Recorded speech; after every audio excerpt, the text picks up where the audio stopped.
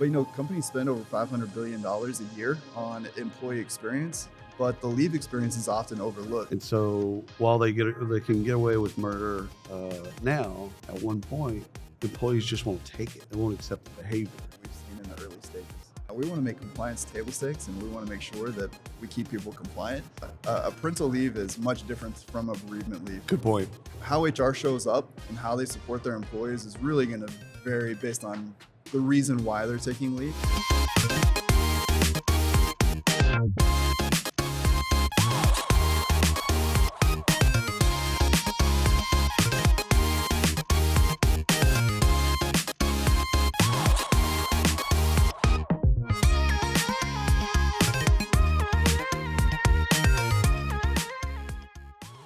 This is William Tidcup with Work Defined. Ryan said we are good to start, so I guess that means we're good to start.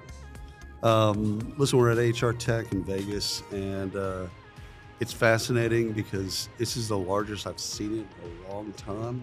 458 vendors, 90 startups, it's insane. You go out there and there's just a nice energy to it that I haven't seen in a couple of years. So, Brandon, do me a favor and introduce yourself. Yeah, absolutely. Brandon Salisbury, I'm the CMO with a company called Tilt, Babs in Spanish. I love Tilt. All right, so tell us what you do. What is Tilt all about? Yeah, so Tilt is a leave experience platform. We really help HR leaders meet them where they are and how they want to manage leave. We help keep them compliant, help their payroll stay accurate, and make sure that their employees have a good experience that helps deepen the relationship with the company. Well, one of the things is leave is like payroll. It's like compliance, and it's a part of compliance as well. It's not sexy, but it's where you can get really, really twisted up fast. For sure. By Absolutely. not managing it. Yeah. So you either manage it or it manages you. Yeah. And so I was talking to somebody earlier about this part of compliance. It's like, listen, there's a whole lot of things you can do proactively and manage these things. Or you can do them in lawsuits afterwards. Yeah. Which way would you like to do this, right?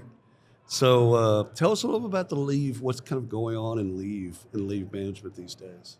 Yeah, exactly what you mentioned. You can manage it one of two ways, and oftentimes we think about the compliance and the punitive aspect of managing leave. But really, what we're on a mission to do is make leave a little bit more than that. We want to make compliance table stakes, and we want to make sure that we keep people compliant. But companies spend over $500 billion a year on employee experience. Yep. But the leave experience is often overlooked. Oh, 100%. So you think about or an afterthought at best. Yeah, at best, for sure. And so you think about those critical life moments where employees are vulnerable and they're going through trying times. And a lot of times those opportunities to deepen that relationship and support your employees are outsourced to a vendor. And you're not involved in the process anymore. And so we want to help HR reclaim those critical life moments. And we live in interesting times. So we all know it. We all understand the dynamics and kind of things that are going on. That all kinds. It's a pendulum, right? It's one of those things that kind of comes back and forth. And I think right now it's an employer-driven market, and so they got the feast of the candidates that they want. Basically, it can make them do whatever they want in the hiring process, and even in the employee process. They have the power. Sure. But they won't have the power all the time. Absolutely. And so while they can get away with murder now, at one point, employees just won't take it. They won't accept the behavior. Yeah. And it's like these things are important to us. Do you see that as a generational thing? Like, are you all tracking and seeing different generations and how they look at leave? Yeah, I think that's absolutely part of it. I think even the types of leave that are taken are somewhat generational. So you think about like certain population, they've got aging parents and they've got certain caregiving leaves that they might take. You've got younger generations on parental leaves. And so even the types of leave that are taken are somewhat generational. But, to speak specifically to what you said about like kind of that pendulum, the best time to build a well is not when you're thirsty. That's exactly right. The experiences the employees are having today, they remember those things. Mm-hmm. And your employer brand is a big component of how you'll be able to recruit talent in the future. It should keep you up at night. If you're a marketer, it should keep you up at night. And HR leader, because again, it's not just the now these are things that are going to stick with you and stick with you in positive ways Yeah, if you manage it really well, and it's going to stick with you in negative ways. absolutely. So, do you think there's a point in which either we get to leave as just leave, and it's just not categorized? It's just you get so many days of leave, and like PTO back in the day, and you can just you can apply it towards your aging parents. You can apply it to kids in the hospital. You can apply it to whatever. Or do you think we're going to keep it segmented, like pregnancy and all that type of stuff? Yeah, I think I don't see that changing anytime soon. Yeah. I'm a marketer, so Yeah. I don't want to read too much into that. But I think there are certain ways in which you want to support the varying types of leave, and so I don't see those categories being blended in because Right. a parental leave is much different from a bereavement leave. Good point. How Good point. how HR shows up and how they support their employees is really going to vary based on the reason why they're taking leave. And That's so right. I see those being segmented for a while. The reasons create the experience, and the experience is then something that employers can do proactively. Absolutely. So if they have the data and they understand that you have parental leave that you're applying for, then they know what's going on in your life. Yeah. And so now they can adjust. Their manager can adjust. The team can adjust. Everyone can adjust to okay, you're going through something right now. Yeah.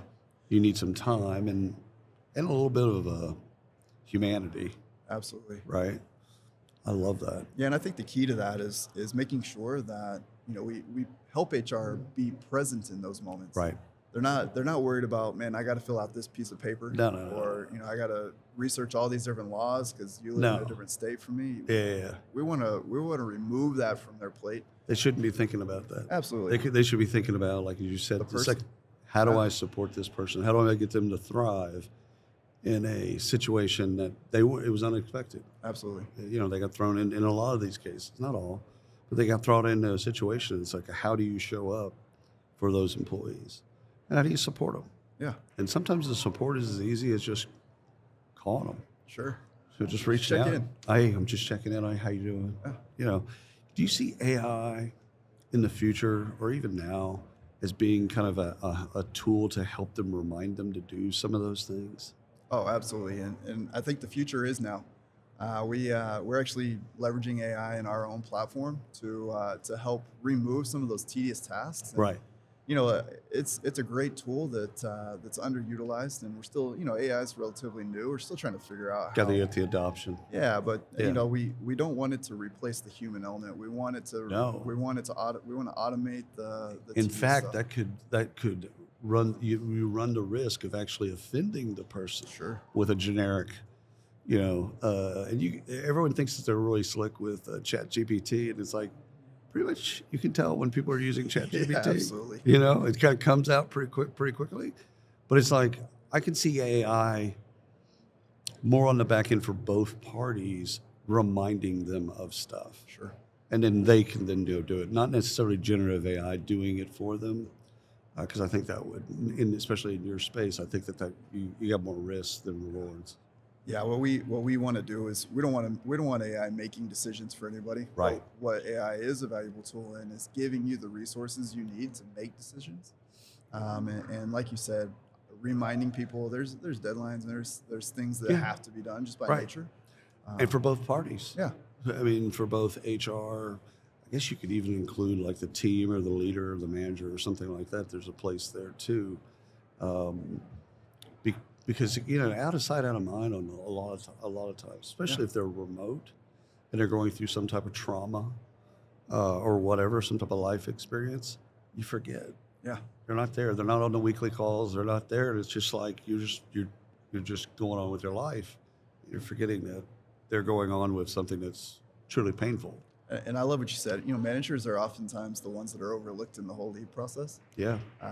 Not being kept in the loop on when an employee is returning or Right. going out, or knowing, having enough notice to know, like, hey, I've got to redistribute this work, or things like that. But also just having the resources to know they care about their people. How do I care for them? Like, what can I do and what can I not do? I had this exact experience 100 years ago where a person was on leave, parental leave, and they came back in. And I didn't not know that they were still at the company, so it wasn't that bad. That's tragic. However, I had no idea they were coming in that week. Yeah. It's just like they came and I saw them at the reception. I'm like, hey man, how's everything going? I'm still thinking they're like another month or whatever. Sure. And they're like, man, I just can't wait to get back in the game. Been missing it, and all this stuff's been great, but missing the game. It's like, all righty, yeah. Let's get you set up. Let's go. Did we give their desk to somebody else? Yeah. Do they still have an office? I'm gonna have to check on that. Right. So I've been blindsided like that. Sure. And so I'm sure every manager or leader has been blindsided by something like that. Coming back too early, coming back too late, not understanding what they're going through or been through or whatever. I can see that. So who do you go straight? Do you go direct, or do you go through partners? Like what's y'all's bid? Yeah. How we connect with companies comes in a couple of different forms. Right. We do work closely with a network of brokers. Right. Brokers. We can be a tremendous tool in helping them help their clients. And Yeah. So, great network there and some great partners that way. When you say brokers, the benefit brokers? Yeah, exactly. Yeah. So That's a good group.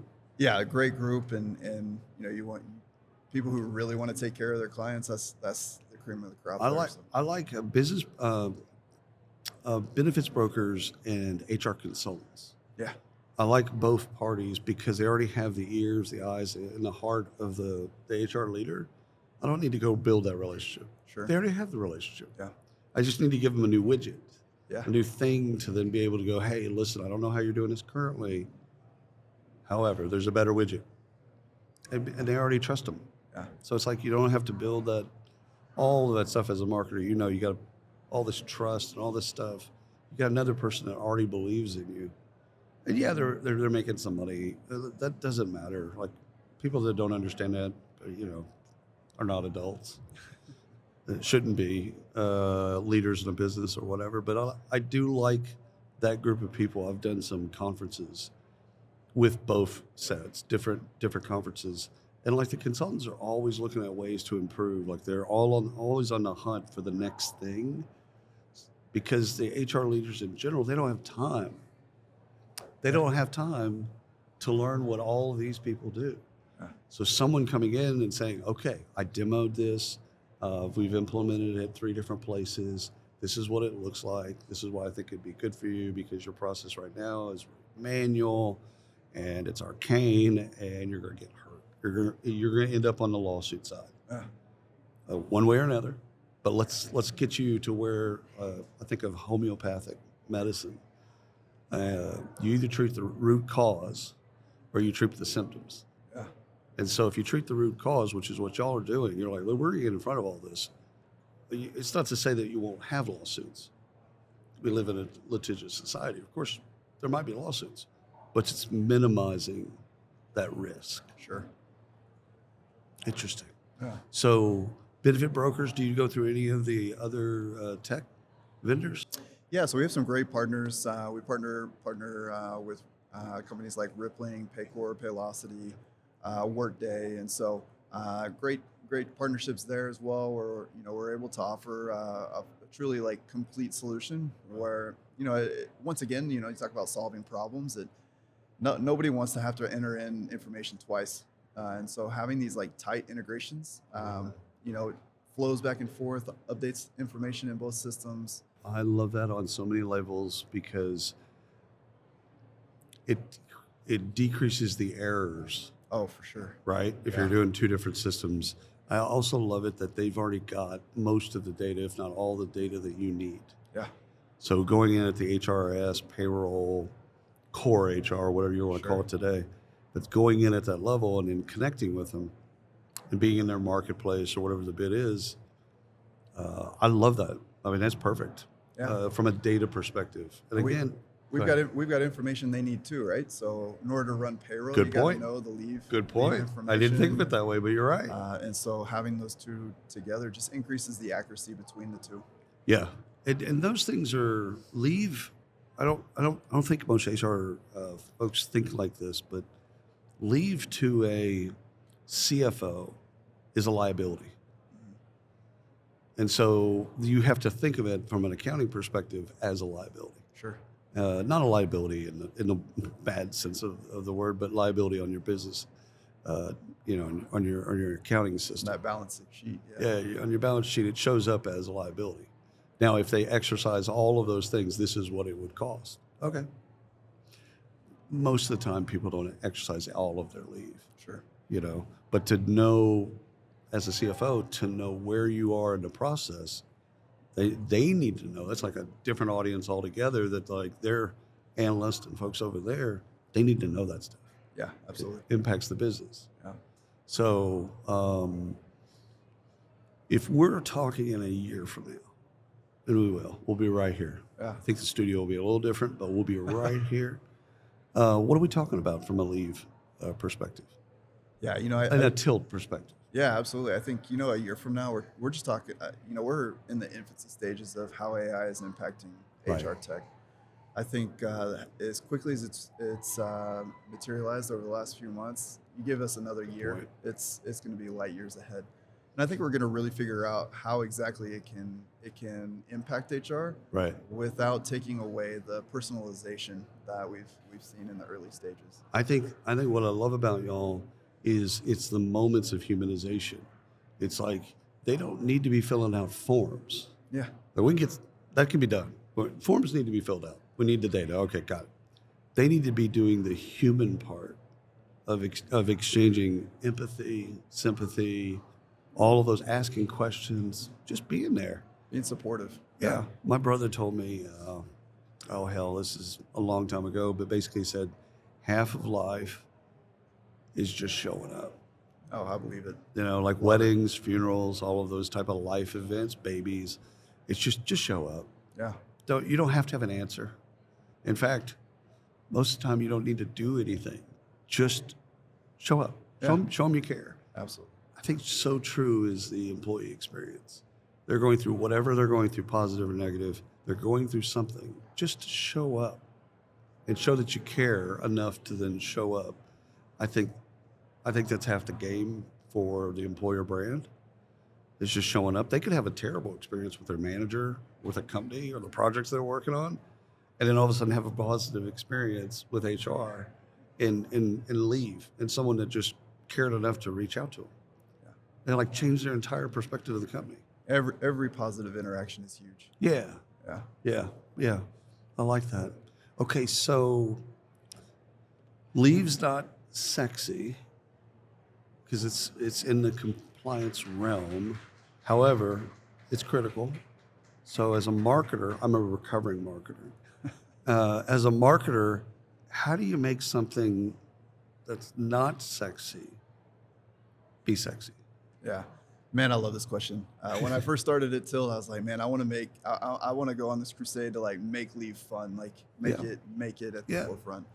And I think we've done a lot in that and how we talk about leave. And I think as a marketer and how you get it at the forefront is everything. And bringing awareness to just like the underlying impact that it has on your company. A lot of times you don't realize the impact of a positive or negative leave until months afterwards. Oh, 100%. It's a lagging indicator. Yeah, and so taking the compliance part and it really crosses over into a couple of other spheres, not just the compliance, but the employee experience, and so bringing all those things together to show the true impact on the organization. I think leave has a rebranding issue. Yeah, I would agree. You know what I'm saying? Like, how do we talk about those human moments that are critical to employees, but not say leave? Sure. You know what I'm saying? Like, you almost kind of want to cross over and say, oh, it's not called leave anymore. It's called this other stuff. Yeah. And here's why. Because you know what? Leave is your grandfather's leave. We don't need that. And I'm interested in, because it's so critical, and it's so critical on the employee experience. I think the more you talk about that to leaders and just say, listen, you don't even think about this stuff. It's a throwaway idea. It's a throwaway concept. You're not even thinking about it. However, if you want to actually create a wonderful employee experience, this is just one thing, and it's huge impact, because it's at a time that's one of those moments in their life where they're vulnerable. Yeah. And so you're not taking advantage of the vulnerability. You're actually reaching out to them and making sure that they, that they're okay.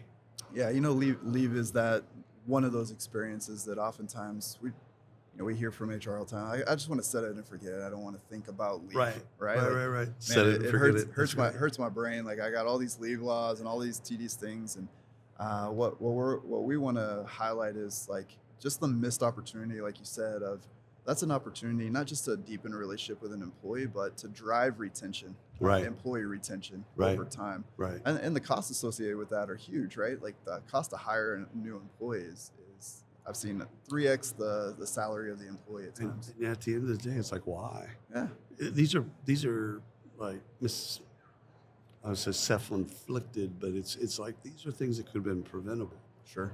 Like why we did it a certain way. Said it. I like that. Said it and let it go. But we didn't have to. We chose to. Sure. All right. Last question, because you are a marketer. Tilt to leave. What's the connection? Tilt to leave. So I love this brand name versus. So first, our brand name is an acronym. It's Talent and Leave Technology. Oh, snap! Yeah. Okay. So I love that about us. Okay. But really, our connection to leave starts with our founder. Our founder, Jen Henderson, had multiple negative leave experiences. And finally, she's like, I'm gonna go fix it. I'm gonna go be the change that I want to see in the world, and I'm gonna do something about this, and that's how we got here today. That's awesome. I will be thinking tonight about how I can bring Tilt and Leave together. That'll be on my mind. Before I go to bed, I'll be like, how does this work? I love that. So listen, thank you so much for coming on the podcast. Yeah, thanks for having me. Absolutely appreciate you, and we're out.